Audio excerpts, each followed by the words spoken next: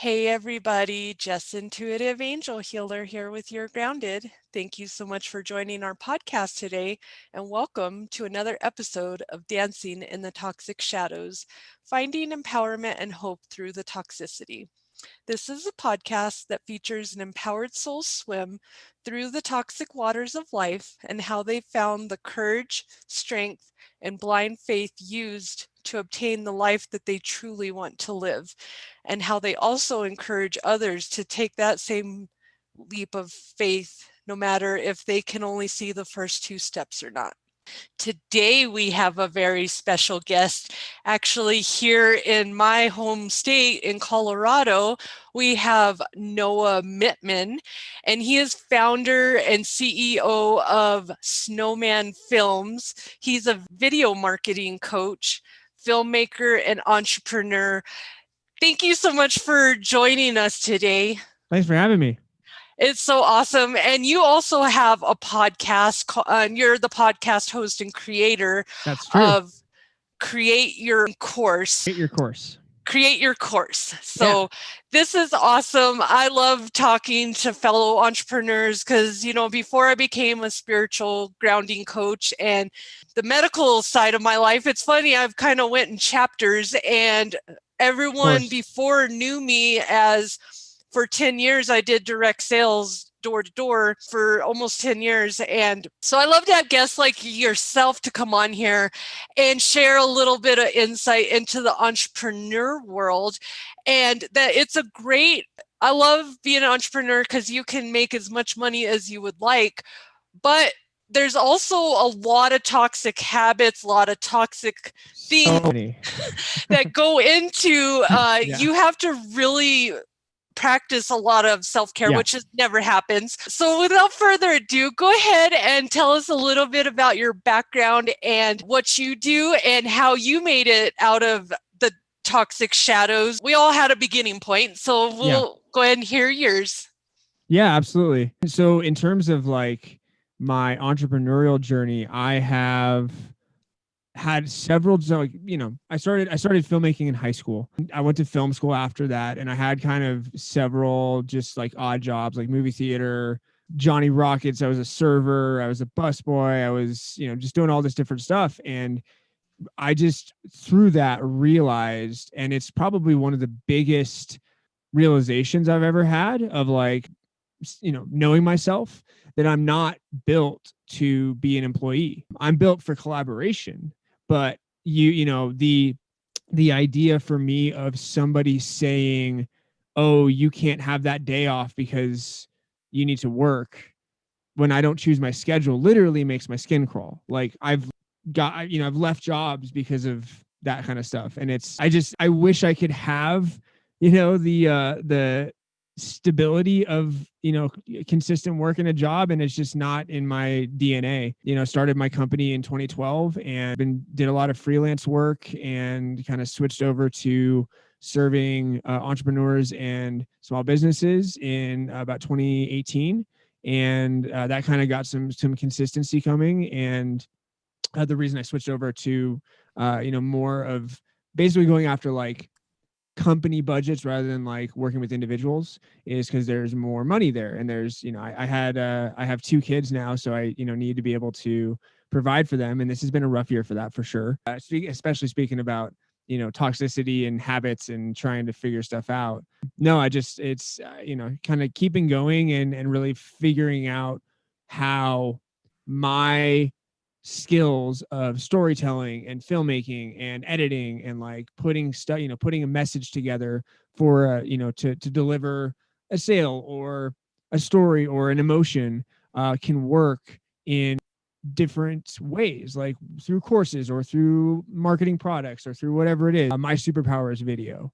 And I really, figuring out how to keep on that has been the adventure.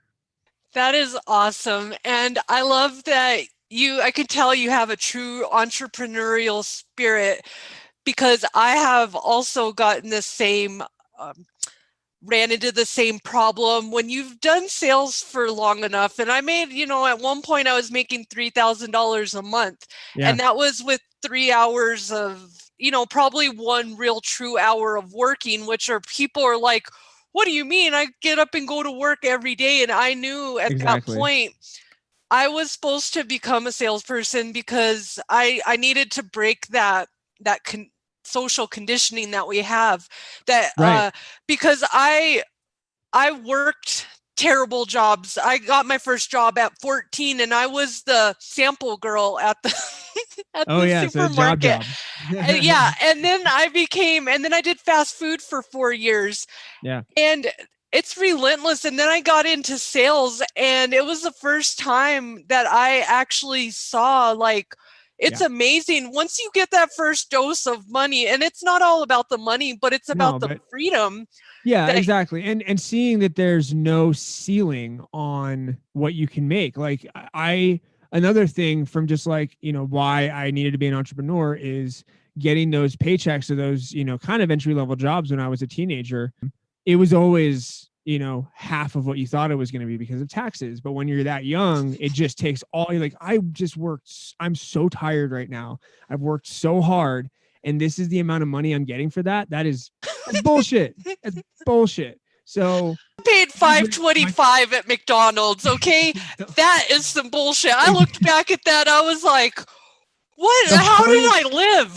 I think the biggest wake up call for me was I'll say the best job that I had before really getting into where I needed to be was I was an EMT. I was on ambulances, and I absolutely loved it. I loved the helping people. I started as a lifeguard, amusement parks, and then realized, oh, cool. Like, I don't have to like wait for somebody to drown. We can just, get a call and go to the action.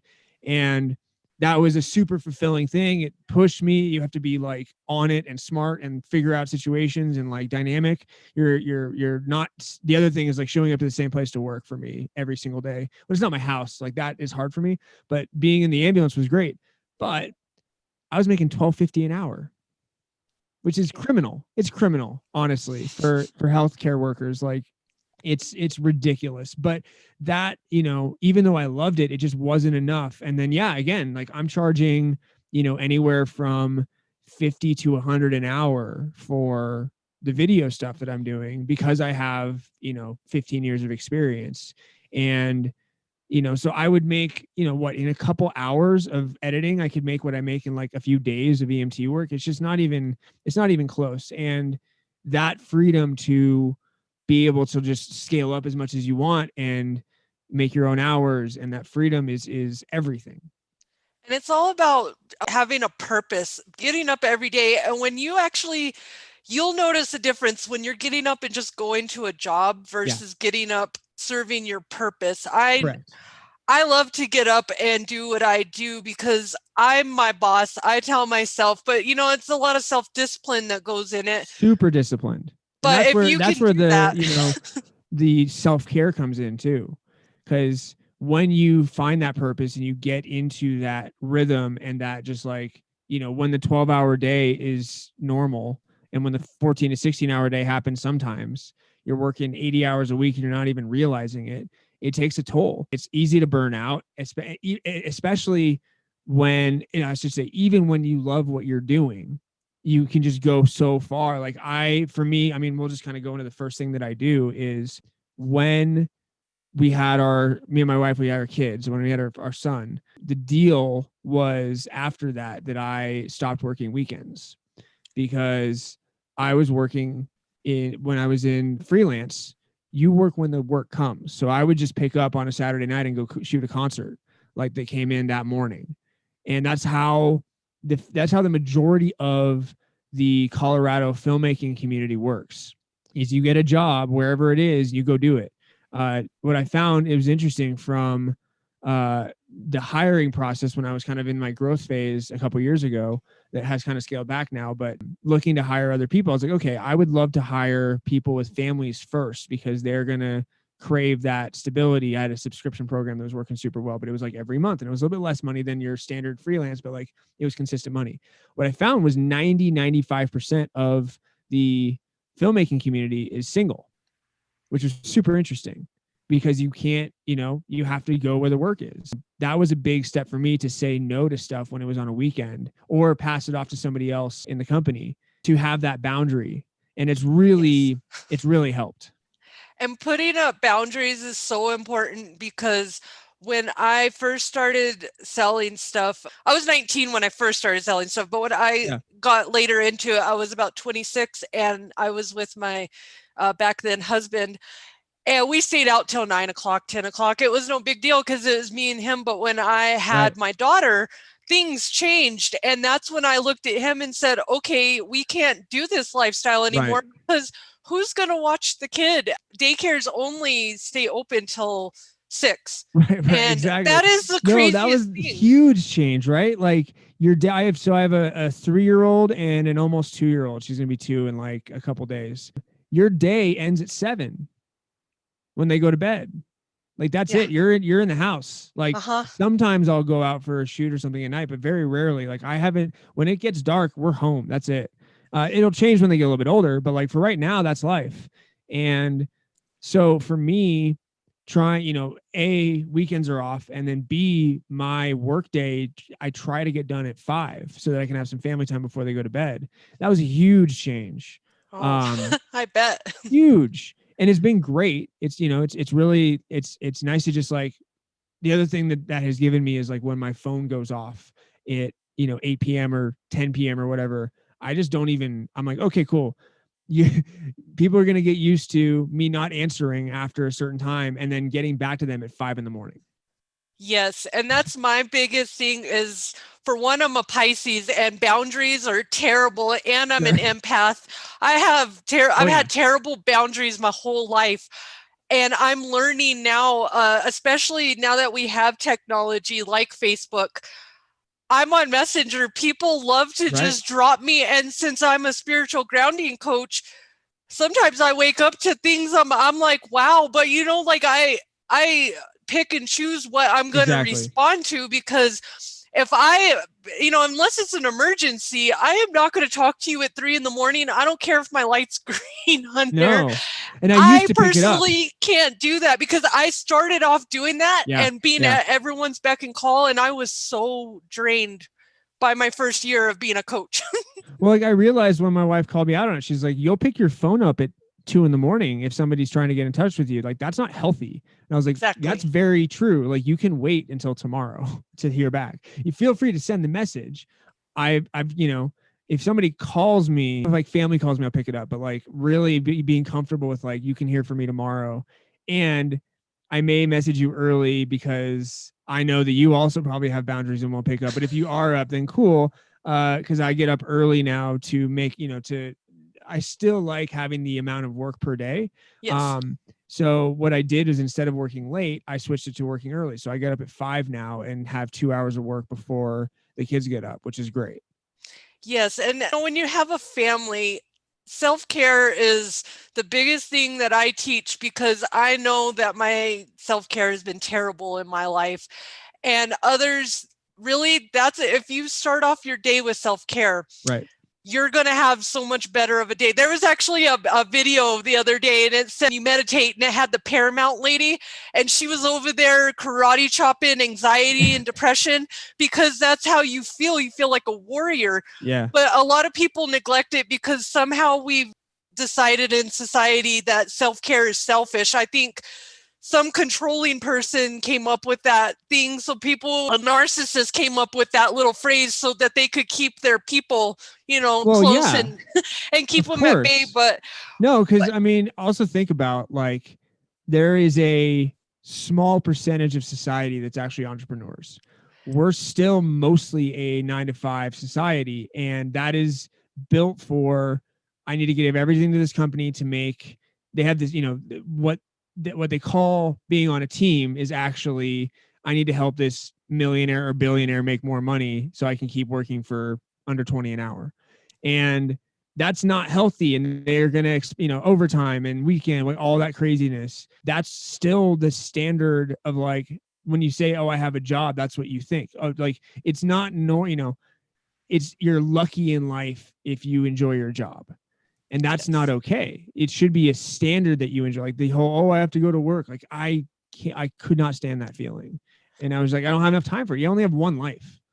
Like exactly. And everybody's programmed. I feel like at some point everybody was doing their own thing, and then somehow wherever the start of programming became, I feel like it happened in maybe like the 1800s when everything got established, and it worked then, but then we kind of never stepped out of that mindset because you get afraid. And my problem with, because I've had over my couple years of my spiritual awakening, my problem with looking on society is it's so false, because I feel like I've been a very good American my whole life. I was taught, to salute the flag and back our troops and all this stuff. And then when I've went on my own journey to find out a lot of information that is not correct, that we keep being fed constantly year after year. And Seinfeld had an episode, Kramer, you gotta love him. She said, but it's a tradition. And he said, we used to sacrifice virgins to the gods, but thankfully we don't follow that tradition anymore. Exactly. And it's kind of funny, like we need to pick and choose traditions. I'm all about tradition, but there's some traditions we should just let go. But I feel like the 9-to-5 job is they're having a hard time. COVID is kind of breaking this. Yeah, 100%. The universe came in and helped us out. Like, okay, y'all aren't going to break this. We're going to help you break this. And now more like we're forced to become an entrepreneur. Almost, if you have a choice. You're going to, if you lost your job with all that, you don't have that choice. And if you lost your job, but the after effect, what do? And people are being placed with this so much choice. opportunity. There's so much opportunity for what to do. Like you can make money. There's survey companies that literally you can like answer questions for a couple hours and get like $175, $200. Like there's so many different ways to make money. And that's like the very basic of stuff. But like, no, I totally agree. Like the amount of people that are working from home now, there's actually a study that I believe, I have to check up on the source of this, but apparently people that had to switch to working from home, there's something like a 20-25% raise in productivity versus people working at the office, which is they're finding from home, because you can kind of set your own time and you're a little bit, you don't have somebody looking over you as much. People are actually more productive, which I completely see. And like, that makes so much sense because you're more in charge of your own time and you're still working hard, but like, you're not, I don't know, the office setting, I just feel like is on its way out. And which is I like a lot. And obviously companies are going to save money, but there's just, I get that, extroverts have a hard time with, being at home and stuff, but I've been working from home for years and I'm at my most productive when I get to do that. And I also think that a lot of people, it's not the reason why we don't see as many entrepreneurs is because of fear. Oh yeah. Because half of my clients come to me because they want their new life, but they don't understand. Like I've had people, and I've almost had them to that point, but they weren't ready. I ask them, what is your true dream? What do you truly want to do in life? And they're like, I want to be an artist. But that's silly because somebody told them in their life that it was silly. Right. House or whoever tells them that they're in la la land and they're not ever. Listening to people that don't need to be talking to you about it because they're too scared to go after their stuff in life. They get held back though. And that's why I feel like this COVID kind of gave people permission for all those ones that really wanted to try something, but they were too afraid because their husband was going to say, how are you going to sustain the family? Well, now you kind of don't have a choice. So now he's like, hey, honey, into it. What about that craft project? Can you make money off of it? It's the age of the side hustle. What I really believe, to make it as an entrepreneur, you have to have an amount of self-belief, not confidence, but self-belief, belief that you can actually do it, to the point where people that don't understand it view it as like a mental illness. Like you have to believe in yourself so much. Because you have to, like, nobody else is going to be your cheerleader. That's it. If you have somebody in your life, great. Like my wife understands it. She loves it. But like, sometimes it's a lot. It's too much for her. I have to believe in myself so much that it's almost a mental illness, and that when they, when they see the results, they're like, oh my God, that's so cool. You did it. Like, it's working. I'm like, yeah, because I didn't give a fuck what anybody else thought. I know that this is what I need to do. And I am constantly brainstorming different ways to do it. And then when something hits, I double down on that. But like, you're in the dark by yourself on that, unless you have a team with you. But like, it's really, it is, I love the ClickFunnels saying of it's the 1% crazy. Like if you're in the 1% crazy enough to really believe in yourself to go after this thing, you have a shot of doing it. That is so true. And I was listening to Les Paul yesterday, and I love him. He was sitting there telling a speech about being hungry enough. You have to be hungry enough. And he was being at a radio station, and they said no work, and his friend said okay, and he said, oh no, I'm hungry, like I don't have anyone to take care of me. And that's when you find out. I feel like that's where my entrepreneurial spirit has come, because I have been there, like me solo numero uno, and if I didn't do it, nobody else was going to make me out of there. And I have pulled off some miracles with me, myself, and my angels. And that's about all it's been. But I know that you definitely have to believe in yourself, because if you don't believe in yourself, nobody else is going to.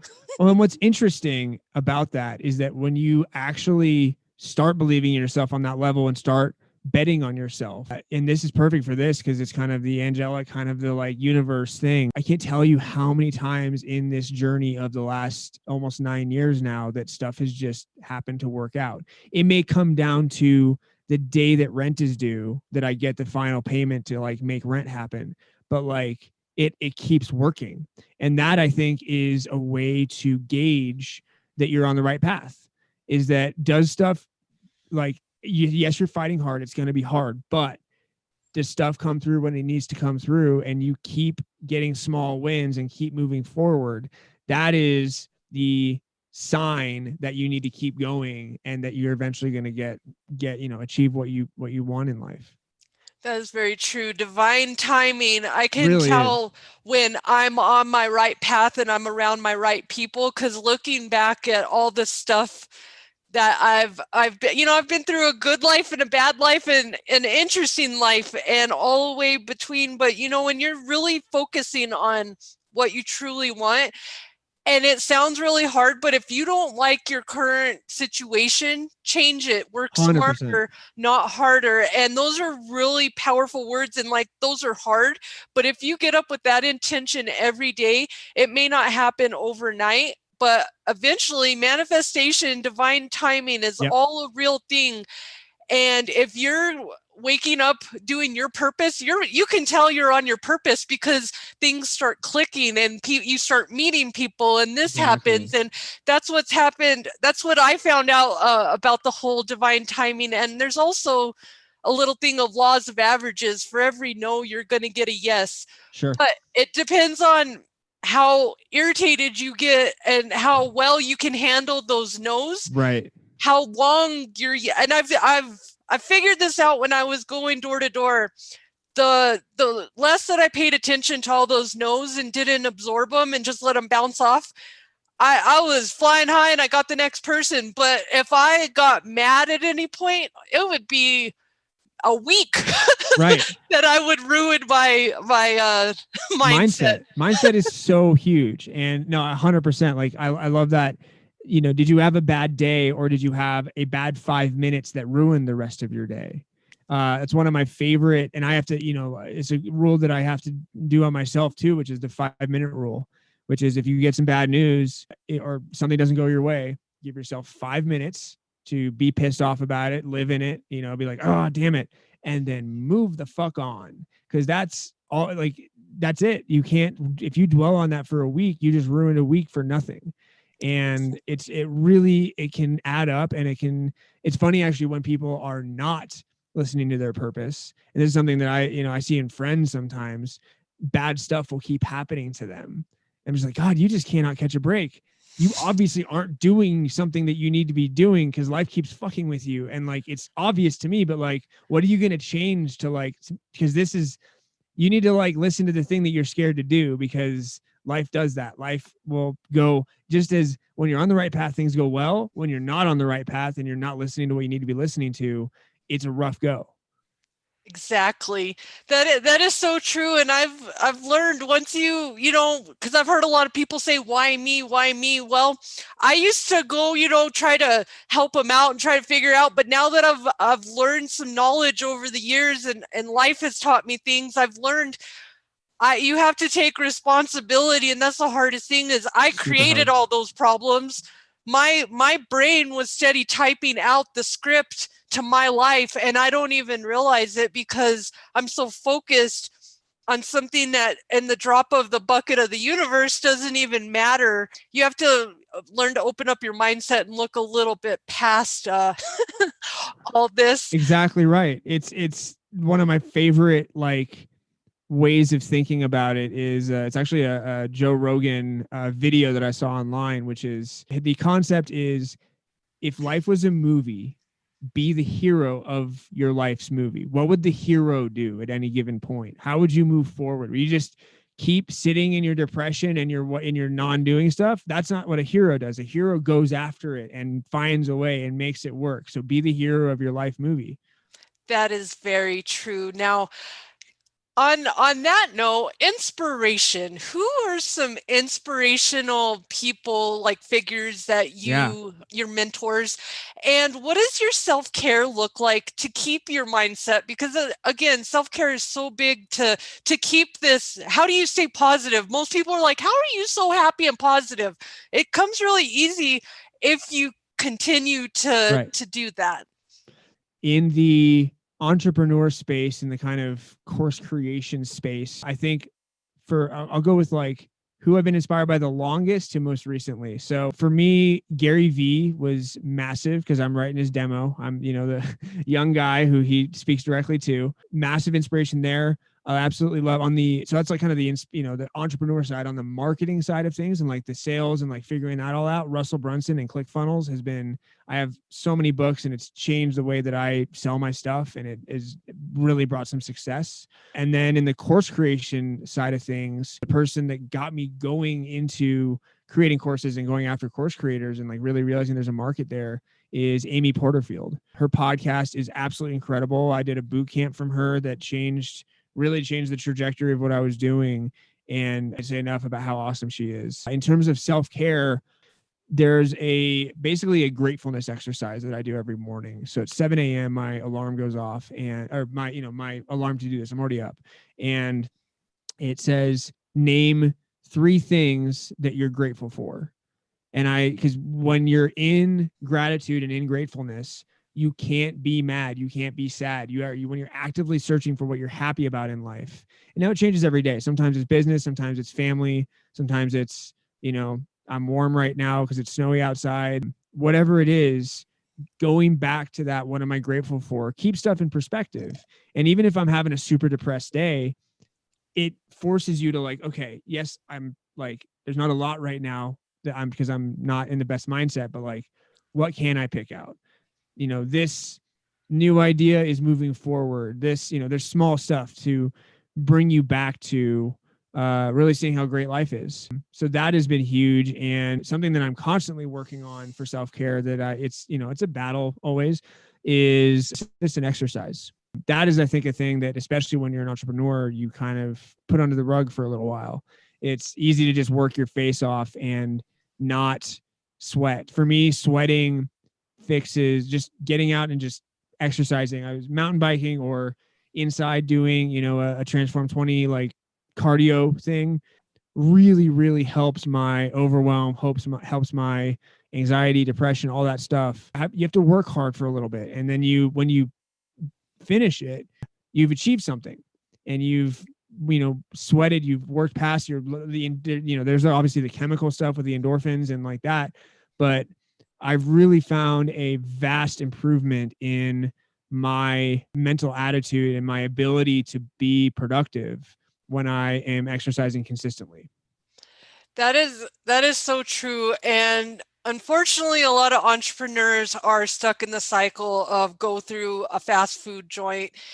Oh yeah, diet is everything. Dinner and not do any exercise. So yeah. So I'll then say you're, as well as exercise too, eating right. So we yes. like majoritively paleo, and so just meat, fruit, vegetables. Like for the most part, we'll have our cheat days occasionally, but like man, I'll tell you, when I'm eating well versus when I just like just have a cheat day and have some mac and cheese for lunch. Literally, when you start eating well and then you have a day where you don't, you can't do. I'm like, oh my god, like this is how normal people feel all the time that like don't eat well. It's I don't have the energy to do like half the stuff that I do if my And diet isn't right.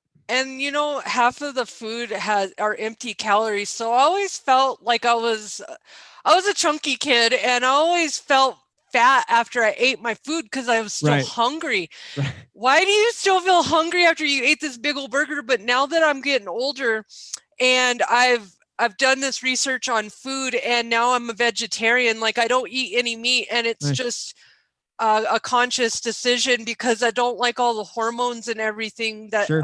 and the treatment.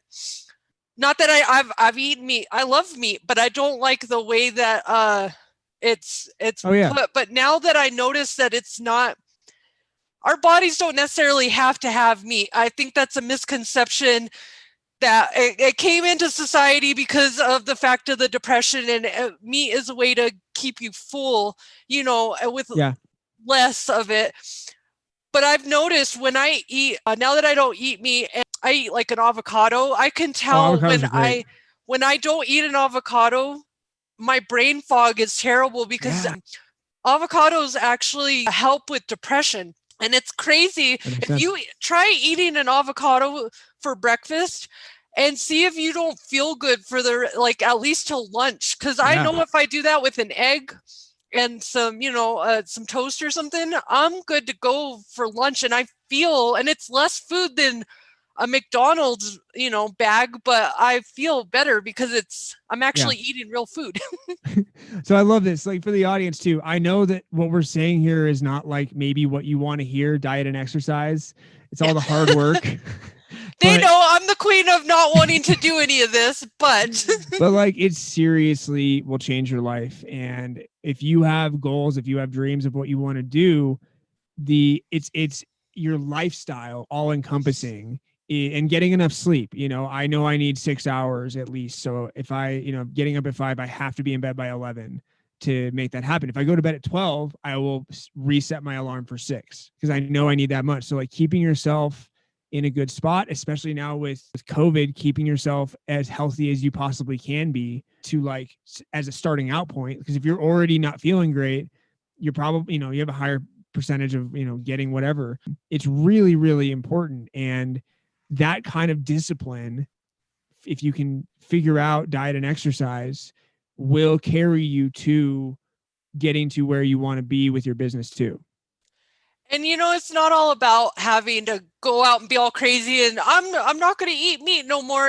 I started this with my boyfriend actually and told him if we're going to actually stick to this, we can't say we're becoming vegetarians or we're nothing. We're just going to decide to choose to not eat meat. And I made it as a conscious lifestyle decision instead of saying the dreaded 4-letter word. It's like diet. You put me on a diet. I've never been able to do a diet my whole entire life because that's actually true. That's a fair point. You're It's telling not me diet. It's just you're not cutting anything out. It's just choosing what you eat more specifically. Exactly. And when you tell someone they're on a diet, now you're telling me what I can't have. And when you tell someone what they can't have, guess what they want? They want more of what they can't have. And it's Human funny, nature. like I don't view it as a diet. It's literally just started eating healthier stuff, started eating more natural, more, just like it's essentially the caveman diet, which, because it's what was around then. It's less processed stuff.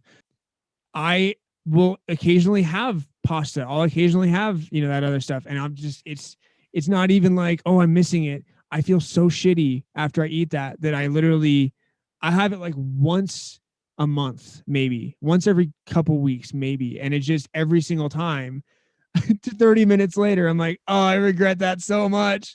And the reason why is because you never think about it. And now my brain has finally clicked into when what you can eat, feel like. You just feel like when you eat pasta, that's carbs. Yeah. So when you eat anything out of the carbs, basically it breaks down to sugar. Correct. So just imagine eating a big, block of sugar, and that's why we You're gonna so feel good while crappy. you're eating it, and then you're gonna crash. But when you first start out this whole thing, it doesn't make sense. So I always tell everyone, do baby steps, just start taking little things out of your diet, and then you'll decide. Your body will tell you. And my body for years 100%. told me, please feed me some green stuff. When I was pregnant, all I wanted was salad. It was so weird. I wanted broccoli. Like, who wants broccoli and pickles? No, but it's interesting. Like, as soon as you start eating that stuff, as soon as you start eating better, literally, you'll see a energy shift. You'll see you're able to do more. You'll see you feel better. Like, it's really, for me, it was like, oh my God, this is what I can feel like all day. Exactly. And the idea of a meal actually giving you fuel and carrying you through the day, rather than like, oh, I have a food coma. Like, the food coma is not a thing to strive for. Your food should be giving you fuel and energy, and like getting you to be able to do the stuff that you want to do. That's what food is built to do. And this, basically it's shopping at the corners of the supermarket instead of in the middle. And I just remembered on your entry that you tried out for American Ninja Warrior. That's right. Yeah. Since we're on that topic. I was on the health stuff. True. Yeah, I was on 3 seasons of American Ninja Warrior. That's really cool. I used to watch that. Which seasons were you on? I think 3, 4, and 5. What was it? 4, 5, and 6. When it was in Denver the first year. Really? If you do, so you know the show pretty well. Yes, I used to watch it religiously. I stopped watching it over the years. Do you know Lauren Ball? He has the record for the most city finishes at first place. Anyway, yeah, I think so. He was my roommate for a couple years, so that's I've been in the Ninja Warrior community for a long time. I for years was working with Wolfpack Ninjas on their stuff, and then it's everything's kind of slowed down now. But yeah, no, I have a long history with Ninja Warrior, and a super fun show. I wish I was still in that. That was the best shape I've ever been in when I was training for that. It's a blast. It's crazy. It's a night shoot. So that's why you see it in, they say that it's quote unquote live, but it's not. I never ran before 3 a.m. my runs, which is just insane. That's really cool. Cause sitting here watching you now, my eyes are adjusting, and I'm like, I think I have seen him right. Because I used to watch it so much. I'm going to be like, hey, I talked to that guy. If you do recognize me, it's from probably a shiny disco suit that me and Lauren were wearing for one of the seasons, because we did like this whole breakdance thing for his intro. So nice. I'm next to him, I think, on season 4 when it's in Denver. So look up the first year that Ninja Warrior went to Denver, and somewhere in that season you'll find 2 silver shiny breakdancers, and I'm one of them. That is really cool. So we're about to wrap this up, but I would like to chat about what you do currently. That is your biggest thing. You have a podcast. Create Your Course. It's on all the podcasting platforms. And I talk about the whole course creation process, and, from the idea creation to the making of it, to the promoting of it and the marketing of it. And the big thing that I'm kind of promoting with that is I have a webinar. It's a 10-minute webinar called Film Your Online 3 Secrets to Film Your Online Course at Home that sells. And so for anybody out there that is doing the entrepreneur thing and potentially wants to make a course, it's really geared at first-time course creators. I literally am teaching you how to make your first course at home on your phone.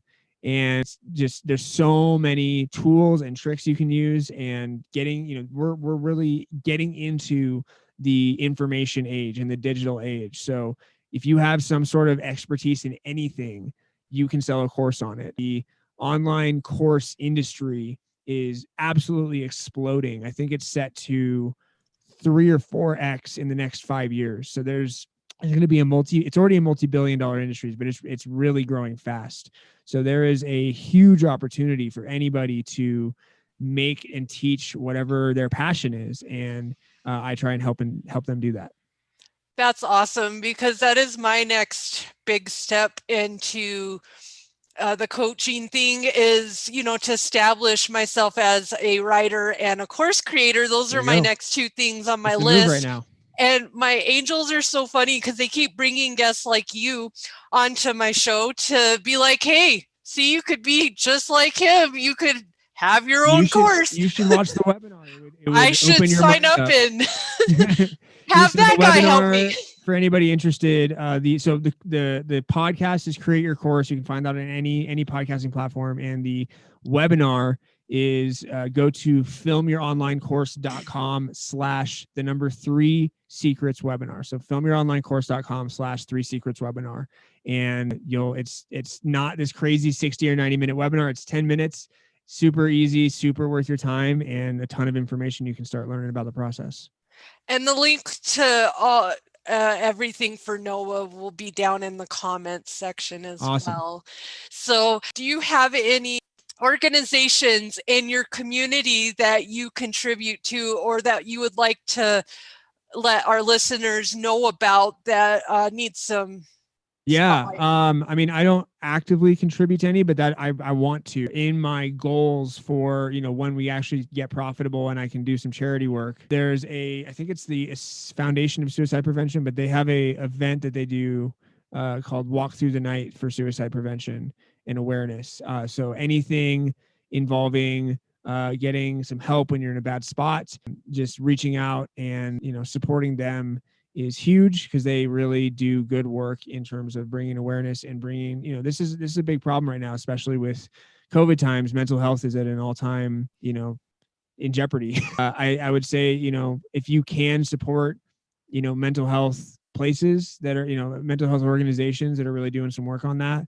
And if you're, in trouble, if you're not in a good spot, reach out and get help, because there is help out there. Exactly. And just like Robin Williams showed us, the funniest, happiest, most outgoing people are up in our heads sometimes. So I always let people know, you never know who's having a struggle. So always be kind to others out there. And I think for me, just in terms of like practical mental health stuff, like what helps me when I'm having a rough day is everybody out there, you have your little list of like warm hug TV shows and movies, or songs or whatever the hell. Like I have my one fantastic song for me that, like, when I'm having a rough day, I just listen to Teardrop by Massive Attack, and I can just kind of live in that feeling, and it really helps. It's like, okay, it's a little mini meditation. So watch the stuff and consume the stuff that makes you feel good, and let yourself, be okay, and just acknowledge what's going on and get through it, and know that even when you have a bad day, that tomorrow's another day. That's really, for me, when I'm having an overwhelmed or struggle of a day, I just kind of say, okay, maybe I just need to sit on YouTube for a couple hours and like feel good. And then tomorrow I'm going to be pissed off enough at myself for not having a good day today that I'm going to really get after it. And it works pretty consistently.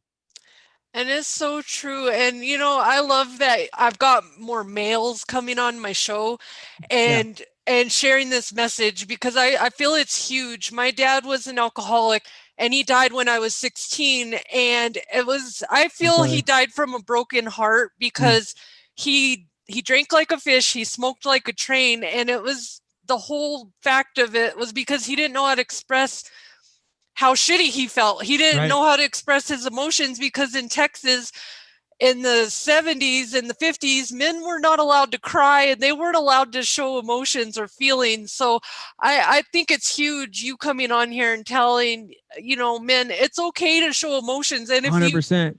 If you don't want to do it in front of people. I cry at a real solid commercial. Like, holiday seasons are rough because the commercials are always like super sweet. Yes. And my wife actually laughs at me sometimes because I'm such a crier. But it gets me quick. And self-care is not selfish. It is absolutely part of life. And don't be afraid to use it when you need it. And don't be afraid to cry. It's just fine. I love it. Well, thank you so much for being here and sharing your message. I love everything that you're about, and your whole spirit, because I know that you have this course right here, but I can see so many good things. And it's so funny, when we started this out, I do an association thing because I'm a weirdo. And I see you as Adam. I don't know if you've ever seen the Goldbergs, but if you've ever seen Adam Goldberg, you know, the little kid who's doing the video, I There think you it's go. fun. You remind me of him because he did his whole biography on his, you know, on his family, because he chose to live his passion every Yeah. day and make videos, and that was his passion, but he thought it was just a fun kid thing. And That's how it started sounds for me. like that's what happened. Yeah, it was a fun little kid thing, and then it turned into this whole, like, this is an actual business, and this is where you feel like, hey, I can actually do what I love. And that's the message that you can spread, is that you don't have to work to the bone. Yeah. Get up and start doing what you love, and money is only paper. It comes in abundance, comes in It many really different comes and forms. goes. It ebbs and flows, and it's good and bad sometimes. And the main thing with that is, if you're following what you love and what you're passionate about, knowing the money's going to come and go, at least you're having fun the whole time. Exactly. How can our listeners reach out to you if Yeah. they would like to work with you, or find out more about your course, or be on your podcast? Absolutely. So Facebook's probably the easiest way. I have if you go to Noah Mittman, NOAHMITTMAN, my profile will point you towards my Facebook group, which is Stop Waiting and Start Creating Video Content. And you'll get on my email list from there if you want. And I'm live on Facebook for my podcast. I go live on Facebook, LinkedIn, YouTube, and Instagram several times a week for my Create Your Course podcast. And just don't be afraid to reach out and message me. Super happy to work with anybody in any capacity. And if I can push you over the edge and create your first course and get your knowledge and passion into the world to teach people and make the world better, hell yeah. Nice. I love it. Thank you so much for being here. This is you've been a really fun guest to I interview. appreciate it. You've been a fun host. This has been awesome. Awesome. Well, there you have it, beautiful souls. Another powerful guest that has learned to survive their swim in the toxic waters and break up with their toxic dance partner, fear. If you need help trying to find a new dance partner, please reach out to myself or Noah on the show today, and let us show you how a single 4-letter word can change your mindset.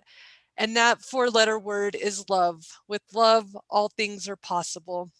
Thank you so much for tuning in to another episode of Dancing in the Toxic Shadows. Until we meet again, this is Just Intuitive Angel Healer, sending healing angel vibes. Love and light, everybody.